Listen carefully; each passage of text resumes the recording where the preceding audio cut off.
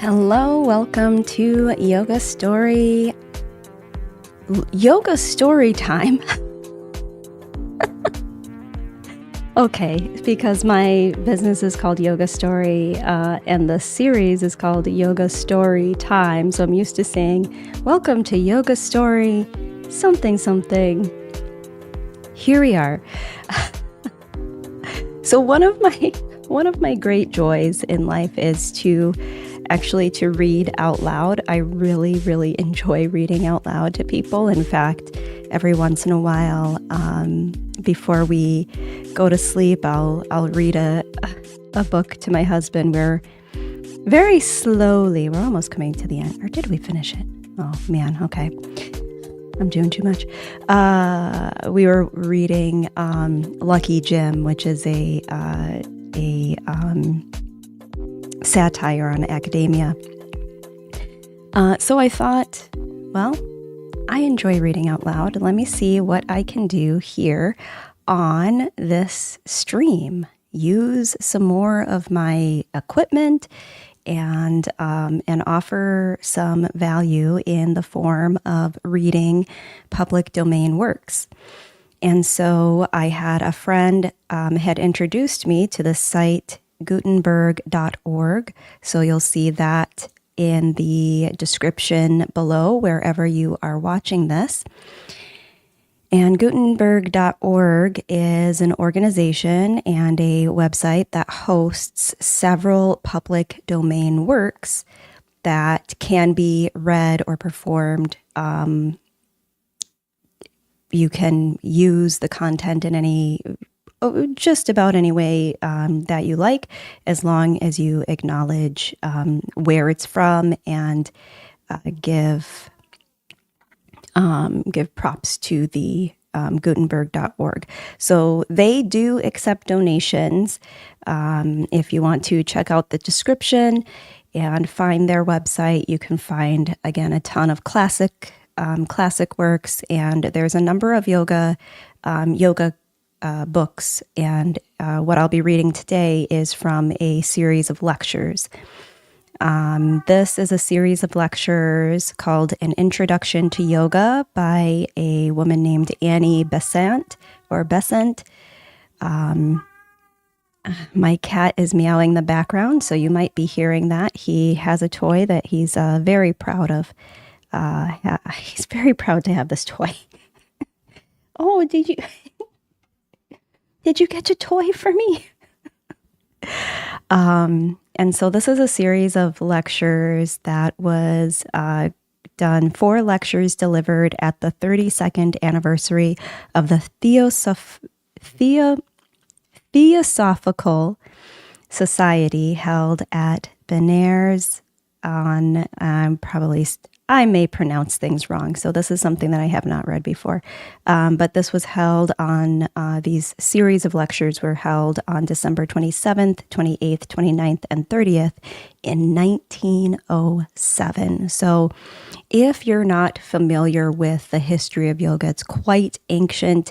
There's a lot of different styles of yoga, and this is a work that I have not read before, so I'm really excited to be kind of discovering it with you all.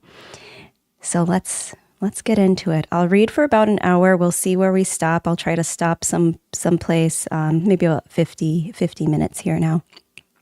And I'll try to stop at a place that makes sense, and then I'll be back on.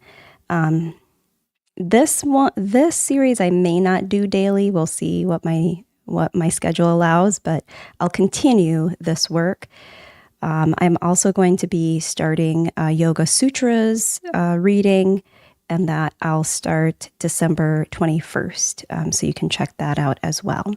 But let's get into this work. So this, again, is An Introduction to Yoga, 4 lectures by Annie Besant, president of the Theosophical Society.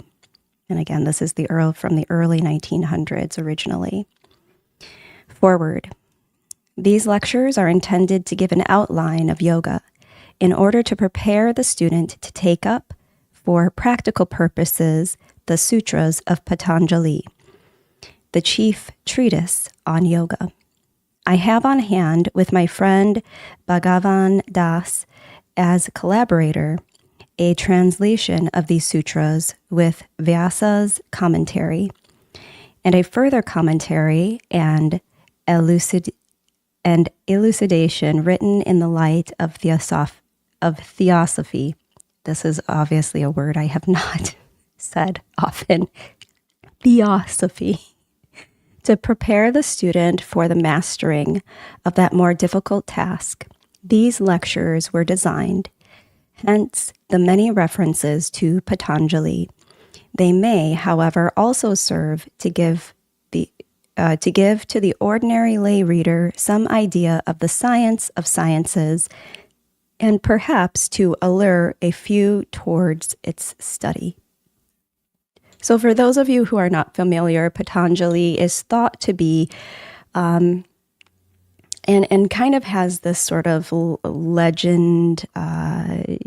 We're not sure if he actually existed or if it was a compilation of different works, but Patanjali, very much like Socrates, thought to be this kind of arbiter of the Yoga Sutras, the creator, the author of the Yoga Sutras, which are known as the original yogic texts. All right, so Lecture 1, The Nature of Yoga.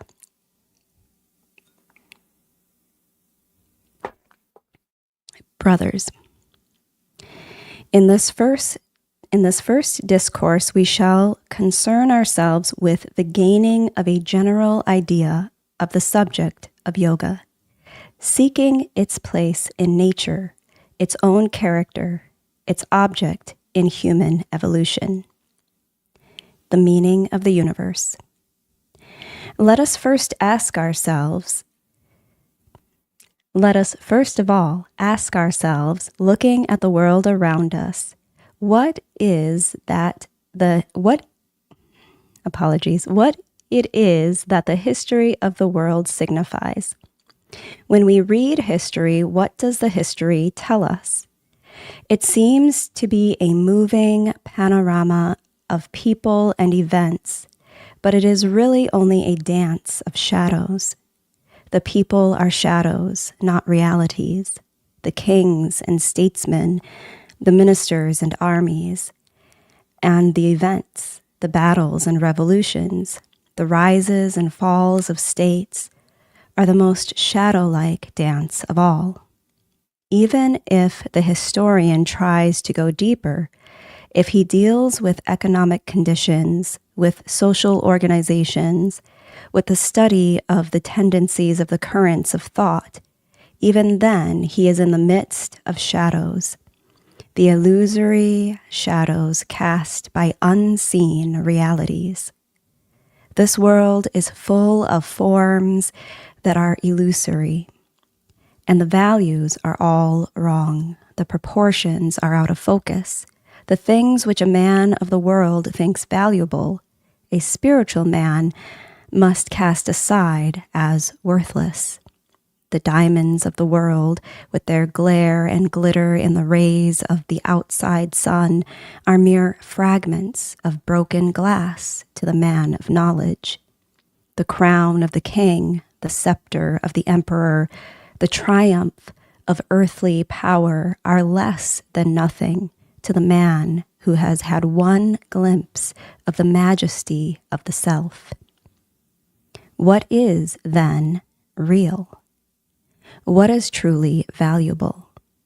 Our answer will be different from the answer given by the man of the world. The universe exists for the sake of the self, not for what the outer world can give, not for control over the objects of desire, not for the sake even of beauty or pleasure, does the great architect plan and build his worlds. He has filled them with objects beautiful and pleasure-giving. The great arch of the sky above, the mountains with snow-clad peaks, the valleys soft with verdure and fragrant with blossoms, the oceans with their vast depths, their surface now calm as a lake, now tossing in fury. They all exist, not for the objects themselves, but for their value to the self. Not for themselves because they are anything in themselves, but that the purpose of the self may be served and his manifestations made possible. The world, with all its beauty, its happiness and suffering, its joys and pains, is planned with the utmost ingenuity in order that the powers of the self may be shown forth in manifestation. From the fire mist to the logos, all exist for the sake of the self. The lowest grain of dust, the mightiest deva in his heavenly regions, the plant that grows out of sight in the nook of a mountain, the star that shines aloft over us all, these exist in order that the fragments of the one self, embodied in countless forms, may realize their own identity and manifest the powers of the self through the matter that envelops them. There is but one self in the lowliest dust and the loftiest deva. Mama Shaha, my portion, a portion of myself, says Sri Krishna. Are all these jivatmas, all these living spirits, for them the universe exists. For them the sun shines, and the waves roll, and the winds blow, and the rain falls, that the self may know himself as manifested in matter, as embodied in the universe. Feel free as we go through this. I'll pretty much just be reading without too much commentary, but if you would like to add commentary in the comments, that is certainly welcome. The unfolding of consciousness. One of those pregnant and significant ideas which theosophy scatters so lavishly around is this, that the same scale is repeated over and over again, the same succession of events in larger or smaller cycles. If you understand one cycle, you understand the whole. The same laws by which a solar system is builded go to the building up of the system of man. The laws by which the self unfolds his powers in the universe, from the fire mist up to the logos, are the same laws of consciousness which repeat themselves in the universe of man. If you understand them in the one, you can equally understand them in the other. Grasp them in the small, and the large is revealed to you. Grasp them in the large, and the small becomes intelligible to you.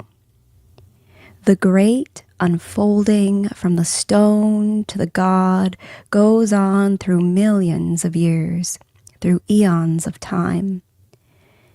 But the long unfolding that takes place in the universe takes place in a shorter time cycle within the limit of humanity. And this in a cycle so brief that it seems as nothing beside the longer one. Within a still briefer cycle, a similar unfolding takes place in the individual. Rapidly, swiftly, with all the force of its past behind it.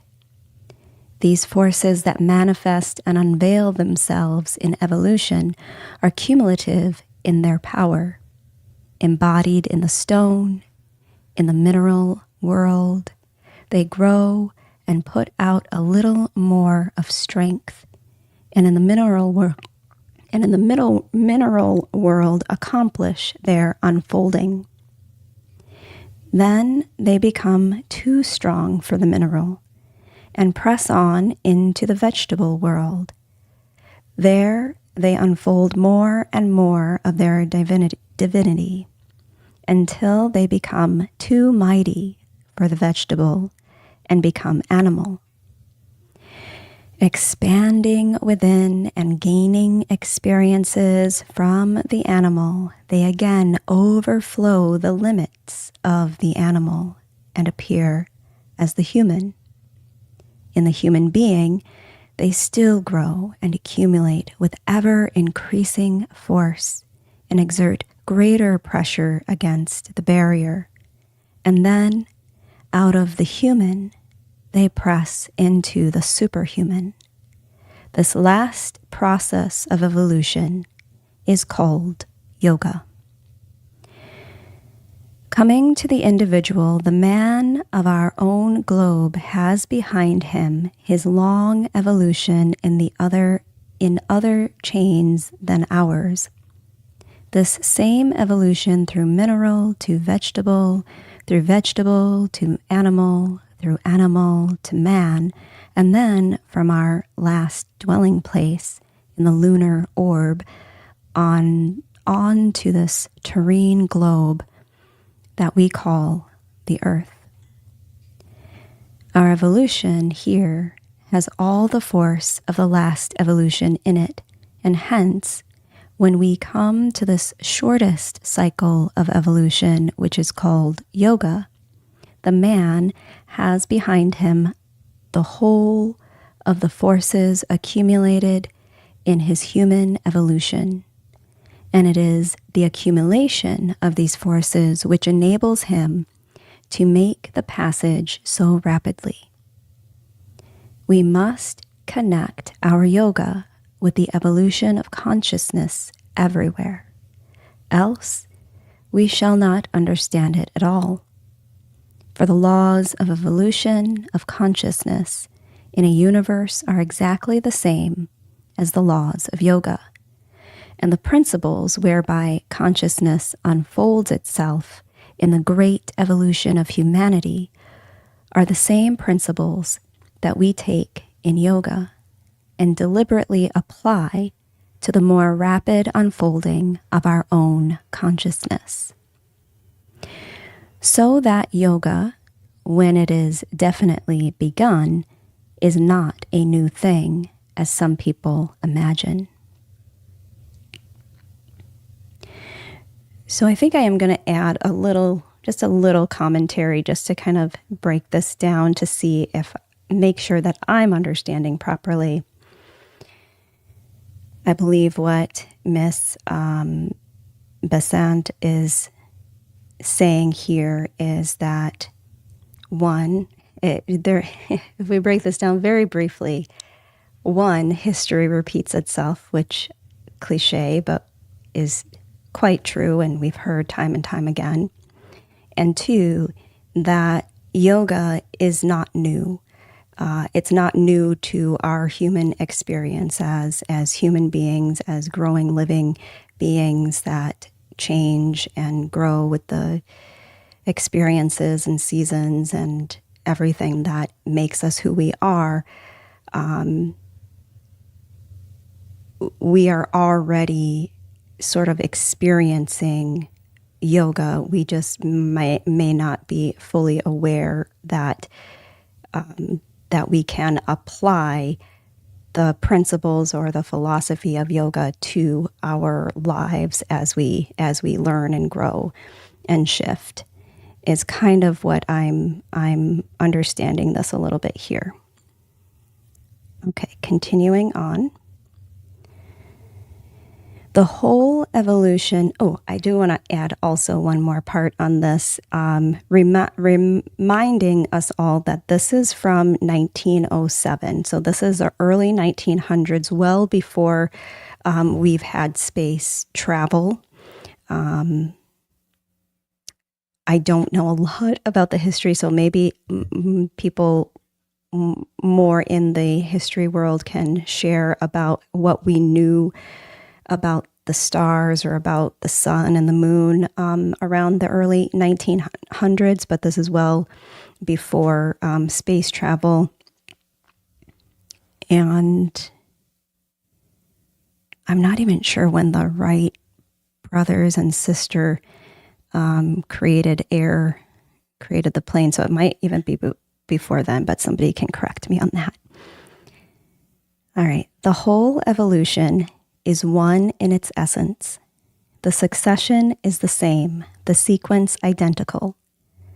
Whether you are thinking of the unfolding of consciousness in the universe or in the human race or in the individual, you can study the laws of the whole, and in yoga, you learn to apply those same laws to your own consciousness rationally and definitely.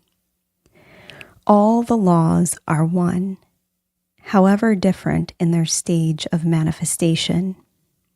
If you look at yoga in this light, then this yoga, which seemed so alien and so far off, will begin to wear a familiar face and come to you in a garb not wholly strange.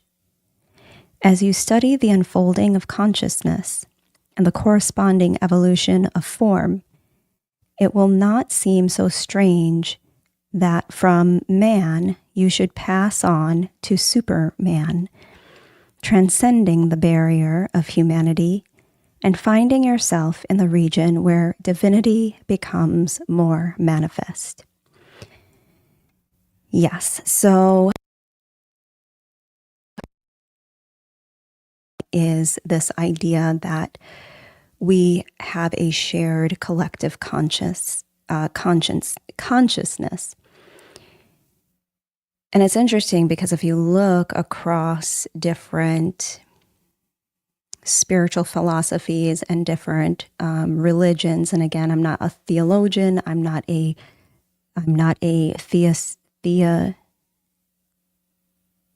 theosophologian, I'm a yoga teacher, so who just happens to enjoy reading. But from what I understand across different religions and even different spiritual philosophies of thought, there is many similarities, right? We have this idea of a social contract, for example, in politics, this understanding that we are going to act in a particular way across different political philosophies. We have in religion this idea of kindness, of love, of being good to one another, of seeking meaning. And so this is not so different in yoga. We have this understanding and this idea of a collective consciousness, that we are all one. And so we want to continue to develop our ability to see ourselves as one with the universe, so that we are kinder to nature, so that we're kinder to one another and kinder to ourselves. The oneness of the self, continuing on. The self in you is the same as the self universal. Whatever powers are manifested throughout the world, those powers exist in germ, in latency, in you. He, the Supreme, does not evolve. In him, there are no additions or subtractions. His portions, the Jivatmas, and again, if I remember correctly from earlier on, Jivatmas is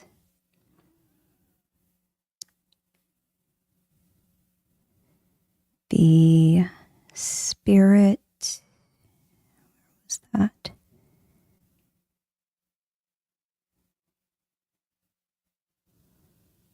Apologies. I believe it was something to do with the spirit. Okay. His portions, the Jivatmas, are as himself, and they only unfold their powers in matter as conditions around them draw those powers forth. If you realize the unity of the self amid the diversities of the not-self, then yoga will not seem an impossible thing to you.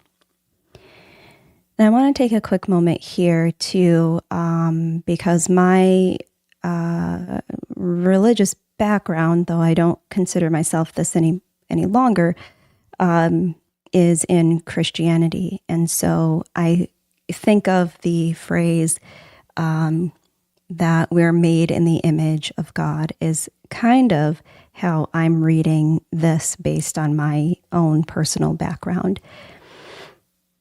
So again, if you realize the unity of the self amid the diversities, let me go back here. So his portions, the Jivatmas, are as himself, and they only unfold their powers in matter as conditions around them draw those powers forth. So very similarly, I think, to some religious thought, this idea that God works through his people is similar, I think, here is how she's framing yoga, is that it works through the matter around us, through us, to include us. The quickening of the process of self-unfoldment. It's such a delightful thing in a way to read something so early and hear how the language is the same, but things slightly worded in a different way. All right, let me read that title again. The quickening of the process of self-unfoldment. Educated and thoughtful men and women you already are. And just a reminder that these are lectures. So she is actually speaking to people. Already you have climbed up that long ladder which separates the present outer form of the deity in you from his form in the dust. The manifest deity sleeps in the mineral and the stone.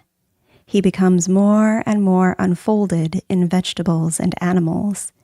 And lastly, in man, he has reached what appears as his culmination to ordinary men. Having done so much, shall you not do more? With the consciousness so far unfolded, does it seem impossible that it should unfold in the future into the divine? As you realize that the laws of the evolution of form and of the unfolding of consciousness in the universe and man are the same, and that it is through these laws that the yogi brings out his hidden powers, then you will understand also that it is not necessary to go into the mountain or into the desert to hide yourself in a cave or a forest in order that the union with the self may be obtained, he who is within you and without you. Sometimes for a special purpose, seclusion may be useful. It may be well at times to retire temporarily from the busy haunts of men. But in the universe planned by Ishvara, in order that the powers of the self may be brought out, there is your best field for yoga, planned with divine wisdom and sagacity. The world is meant for the unfolding of the self. Why should you then seek to run away from it? Look at Sri Krishna himself in that great Upanishad of yoga, the Bhagavad Gita. He spoke it out on a battlefield, and not on a mountain peak. He spoke it to a kshatriya ready to fight, and not to the brahmana quietly retired from the world. The Kurukshetra of the world is the field of yoga. They who cannot face the world have not the strength to face the difficulties of yoga practice. If the outer world outwearies your powers, how do you expect to conquer the difficulties of the inner life? If you cannot climb over the little troubles of the world, how can you hope to climb over the difficulties that a yogi has to scale? Those men blunder who think that running away from the world is the road to victory, and that peace can be found only in certain localities. As a matter of fact, you have practiced yoga unconsciously in the past, even before your self-consciousness had separated itself, was aware of itself. Sand knew itself to be different, in temporary matter at least, from all the others that surround it. And that is the first idea that you should take up and hold firmly. Yoga is only a quickened process of the ordinary unfolding of consciousness. Yoga may then be defined as the rational application of the laws of the unfolding of consciousness in an individual case. That is what is meant by the methods of yoga. You study the laws of the unfolding of consciousness in the universe. You then apply them to a special case, and that case is your own. You cannot apply them to another. They must be self-applied. That is the definite principle to grasp. So we must add one more word to our definition. Yoga is the rational application of the laws of the unfolding of consciousness, self-applied in an individual case. So this is really beautiful because what she is suggesting here is that, right, this idea that it starts with us, that we can certainly offer practices, we can certainly offer community, I can read all the books to an audience, but it is our individual job, so to speak, to apply the practice of yoga to ourselves. It's our job to individually practice yoga. We cannot force this thing on anyone else. And I think this is where in a lot of ways, yoga separates itself from many religions that maybe have a call to get people saved, let's say, right?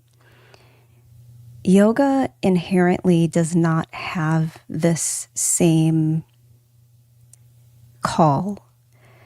For the yogi, it is really about learning how to be well and be whole and be in alignment with some meaning beyond ourselves, with a divine source, outside of anyone else having to do that. This is why many, and certainly across all different communities, you'll have your judgmental people. But this is why I think many yogis are not so judgmental. I am not going to, when I'm guiding a practice, whether it's a meditation practice or a movement practice, I don't look at the person practicing as anything other than a practitioner of the whatever it is that I'm guiding. I have people in classes that I might observe. For example, I observe the smell of cigarette smoke, and I myself have the occasional cigar, but I smell cigarette smoke on one of my students, and I am just delighted that they're practicing yoga with me, right? It's not about, I'll observe, right, this mindfulness aspect of yoga, observing, but without attaching that judgment or trying to get anyone to do anything other than what they're already doing. All right, moving on. I think we will finish with this section here. And if I have space each day, I may take a little bit of time to do this daily. But you'll see the information out there wherever you're watching these. But I'll read this last section here. Yoga is a science.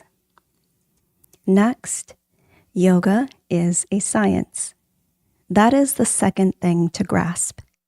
Yoga is a science, and not a vague, dreamy, drifting, or imagining. It is an applied science, a systematized collection of laws applied to bring about a definite end. It takes up the laws of psychology, applicable to the unfolding of the whole consciousness of man on every plane in every world, and applies those rationally in a particular case.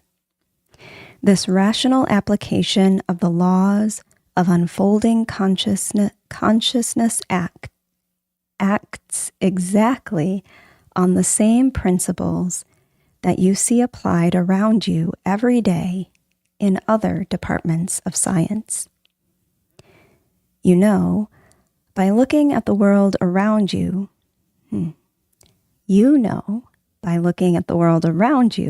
how enormously the intelligence of man cooperating with nature may quicken natural processes, and the working of intelligence is as natural as anything else.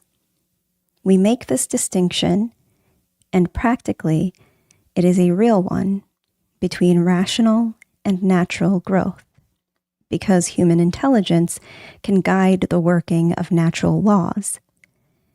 And when we come to deal with yoga, we are in the same department of applied science as, let us say, is the scientific farmer or gardener when he applies the natural laws of selection to breeding. The farmer or gardener cannot transcend the laws of nature, nor can he work against them.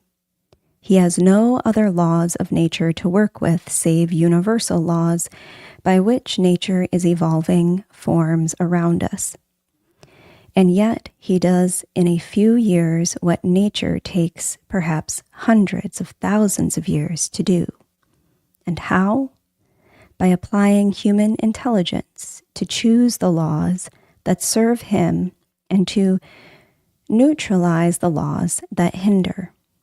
He brings the divine intelligence in man to utilize the divine powers in nature that are working for general rather than for particular ends. Take the breeder of pigeons. Let us remember again, this is the early 1900s. Do people still breed pigeons? I honestly don't know. Is that even moral, ethical? Okay, moving on. Take the breeder of pigeons. Out of the blue rock pigeon, he develops the pouter or the fantail. He chooses out generation after generation, the forms that show most strongly the peculiarity that he wishes to develop. He matches such birds together, takes every favoring circumstance into consideration, and selects again and again, and so on, till the peculiarity that he wants to establish has become a well-marked feature. Remove his controlling intelligence, leave the birds to themselves, and they revert to the ancestral type. Or take the case of the gardener. Out of the wild rose of the hedge has been evolved every rose of the garden. Many petaled roses are but the result of the scientific culture of the 5-petaled rose of the hedgerow, the wild product of nature. A gardener who chooses the pollen from one plant and places it on the carpers of another is simply doing deliberately what is done every day by the bee and the fly. But he chooses his plants, and he chooses those that have the qualities he wants intensified, and from those, again, he chooses those that show the desired qualities still more clearly, until he has produced a flower so different from the organic stalk that only by tracing it back can you tell the stalk whence it sprang. So is it in the application of the laws of psychology that we call yoga. Systematized knowledge of the unfolding of consciousness applied to the individualized self, that is yoga. As I have just said, it is by the world that consciousness has been unfolded, and the world is admirably planned by the Logos for this unfolding of consciousness. Hence, the would-be yogi, choosing out of his objects and applying his laws, finds in the world exactly the things he wants to make his practice of yoga real. A vital thing, a quickening process for the knowledge of the self. There are many laws. You can choose those which you require.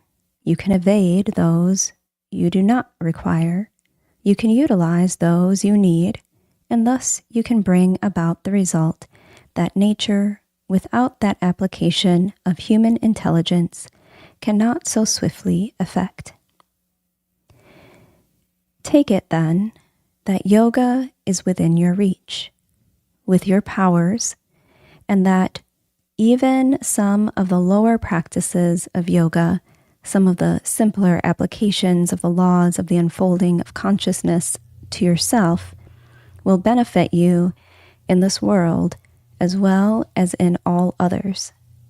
For you are really merely quickening your growth, your unfolding, taking advantage of the powers nature puts within your hands, and deliberately eliminating the conditions which would not help you in your work, but rather hinder your march forward. If you see it in that light, it seems to me that yoga will be to you a far more real, practical thing than it is when you merely read some fragments about it taken from Sanskrit books and often mistranslated into English.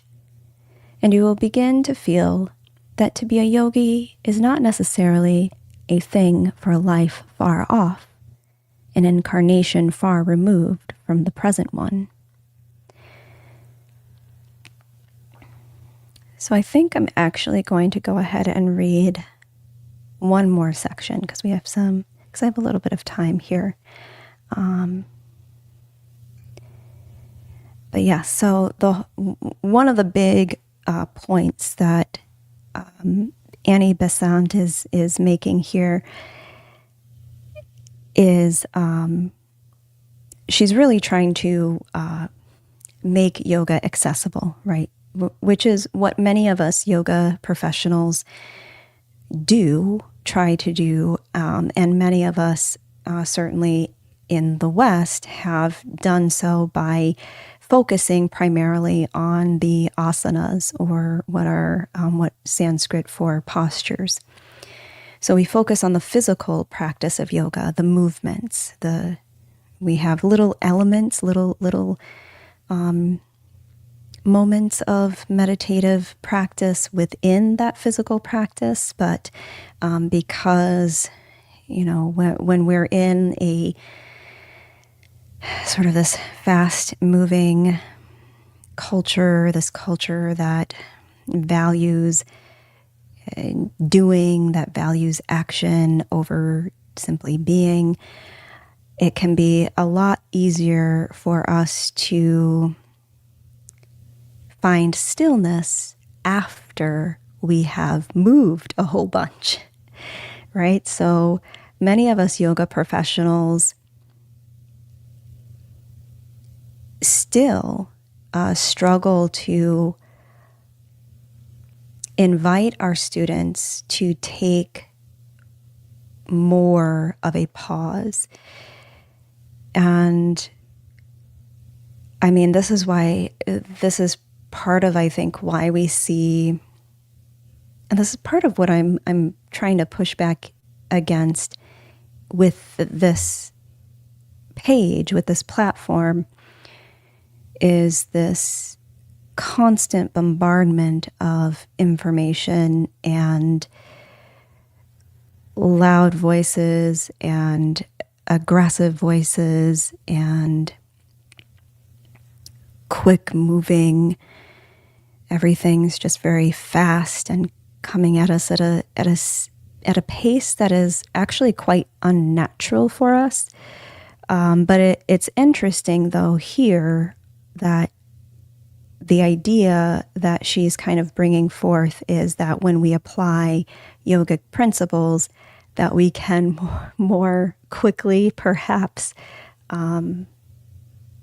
find self, find a connection, a collective consciousness. So I might even push back a little bit with this, because while it can be true that we may more quickly come to a place of acceptance, of connection through applying yogic principles to our lives, again, it still can be quite a process, because we are still dealing with all of the information that is coming at us. We are still dealing with the pressures of the world around us, the pressures to hustle, the pressures to move fast, to make money, the values that are kind of out of alignment with a slower, natural, deeper way of living and being. I think I'll leave that there for now, and I'll finish with this final section here, and then we'll close with a few breaths, an om, and some well wishes. So this final section that I'll be reading, Man, a Duality.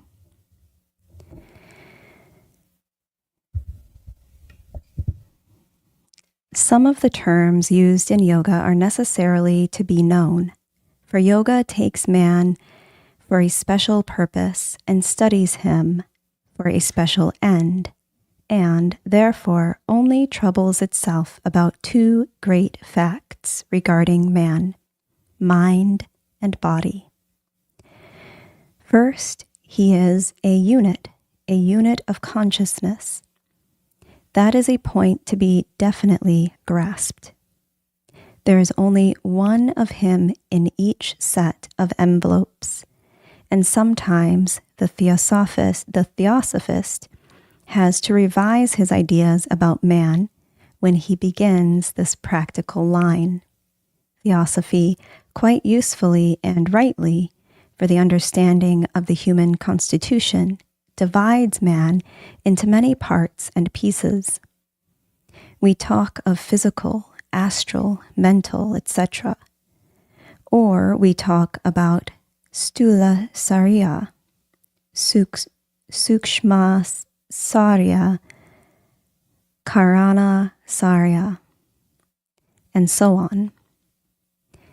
Sometimes we divide man into anamaya kosa, pranamaya kosa, manomaya kosa. We divide man into so many pieces in order to study him thoroughly that we can hardly find the man because of the pieces. This is, so to say, for the study of human anatomy and physiology. But yoga is practical and physiological.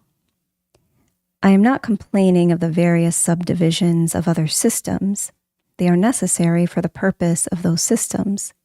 But yoga, for its practical purposes, considers man simply as a duality, mind and body, a unit of consciousness in a set of envelopes.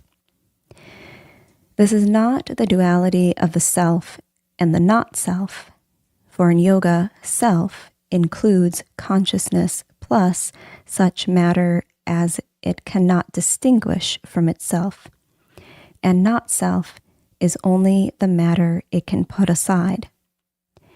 Man is not pure self, pure consciousness, samvid. That is an abstraction. In the concrete universe, there are always the self and his sheaths. However tenuous the latter may be, so that a unit of consciousness is inseparable from matter, and a jivatma, or monad, is invariably consciousness plus matter. In order that this may come out clearly, two terms are used in yoga as constituting man: prana and pradana, life breath and matter. But the totality of the life forces of the universe, or in other words, the life side of the universe. I am prana, says Indra. Prana here means the totality of the life forces. They are taken as consciousness, mind. Pradana is the term used for matter. Body, or the opposite of mind, means for the yogi in practice so much of the appropriated matter of the outer world as he is able to put away from himself to distinguish from his own consciousness. This division is very significant and useful if you can catch clearly hold of the root idea. Of course, looking at the thing from beginning to end, you will see prana, the great life, the great self, always present in all. And you will see the envelopes, the bodies, the sheaths, present at the different stages, taking different forms. But from the standpoint of yogic practice, that is called prana, or self, with which the man identifies himself for the time, including every sheath of matter from which the man is unable to separate himself in consciousness. That unit to the yogi is the self, so that it is a changing quantity.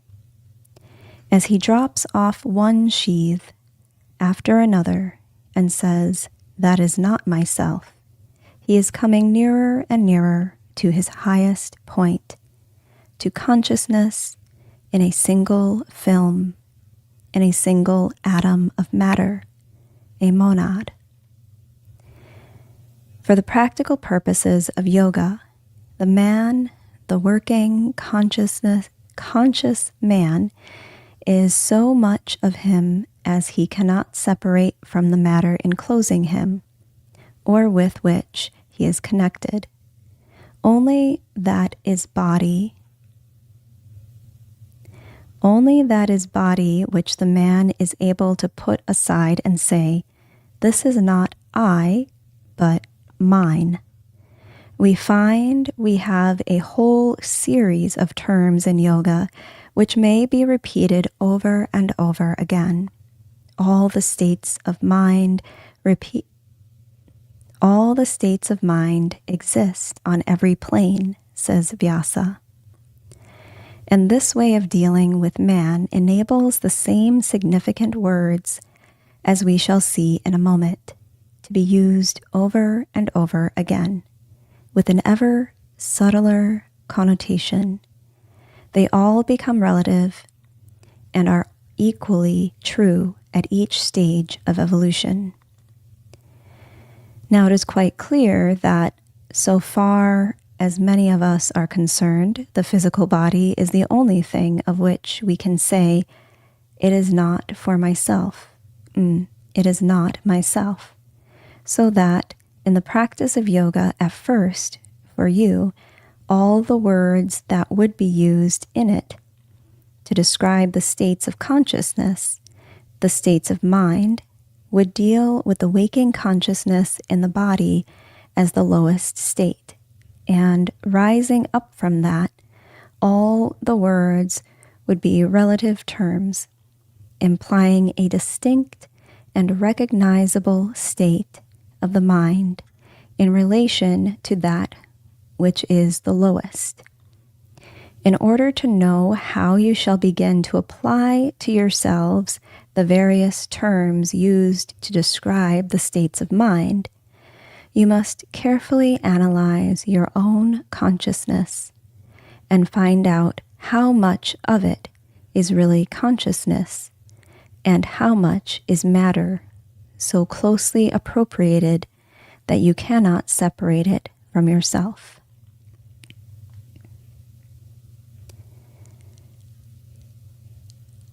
We may have to revisit this passage again. I will certainly read it again for myself because there is a lot there, this idea of yoga as mind and body. Yoga in Sanskrit does mean to yoke or unity, unite.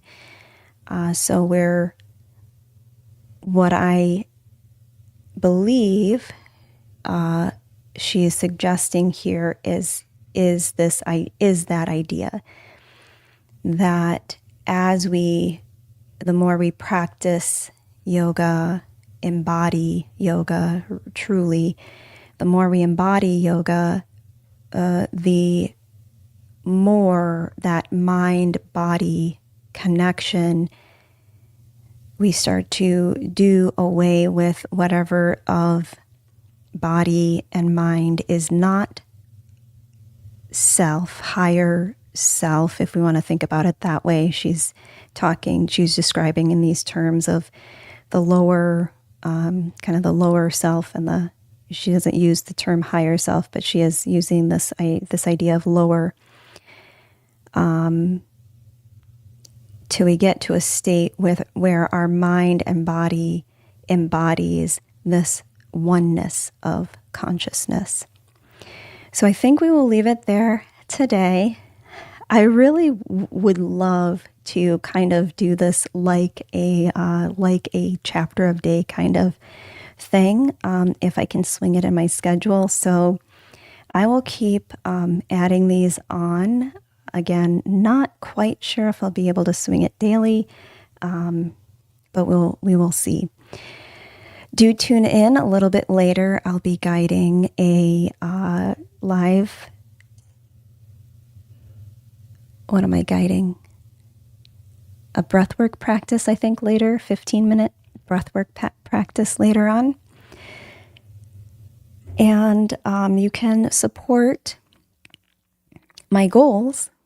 I have a 25 follower goal on Twitch, 150 subscriber goal on YouTube for the month of December. So you can support those goals by following me on Twitch if you're finding me there, sharing with anyone who you know is on Twitch who might benefit from listening to these readings or from the daily guided movement and meditation practices. And the same thing on YouTube. If you're following me or finding me there, please do like, share, subscribe. And thank you wherever you're finding me, whether on Twitch, YouTube, LinkedIn, or Facebook. Thank you, as always, so much for being here. Thank you for being you. Together, let's breathe. So together, we'll take a deep breath in through the nose. Open mouth, exhale, let go. Inhale through the nose. Sigh it out. Inhale through the nose.